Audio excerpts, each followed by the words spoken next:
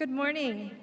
First off, I would like to thank you, President Gotanda and Provost, trustees, deans, faculty, and of course the 2022 undergraduate class for following me to honor representing us as valedictory speaker. This moment is especially significant because I am also representing the first graduating class of HPU's engineering program.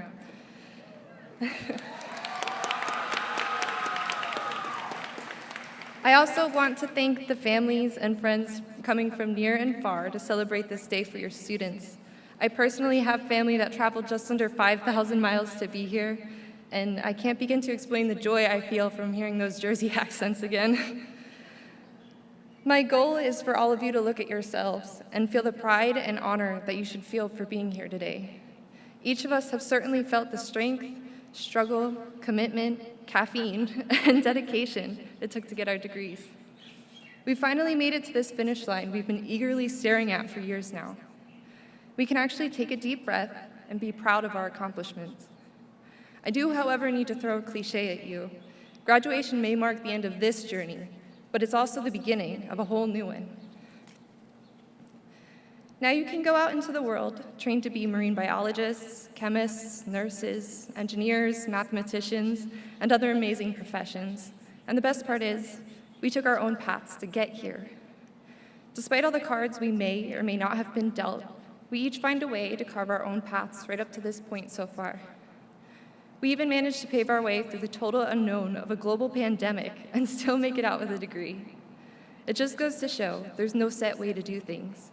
We each have a right to pick our own goals and achieve them by whatever path we figure out along the way. Keep this in mind as we continue our lives after today, and that you should never compare yourself to anyone, because everyone has unique obstacles that require unique solutions. Unlike chemistry, life doesn't have a set protocol to follow. During my time at HPU, I didn't only have the joy of learning electromagnetics and image processing, I also learned there's more to life than just being a student. I learned the best chimichangas on island or at a food truck in North Shore. I learned how important it is to take the time out to fight your closest friends in a round of Monopoly when you should probably be studying for something or another. And I learned how to enjoy my life for the little moments, instead of allowing the stressful moments to rule it all. I would like to take a moment to recognize some important people who helped me succeed at HPU. First, thank you to the engineering department faculty, especially Dr. Nike and Dr. Young, for answering my countless emails and taking the time necessary for each student to come your way.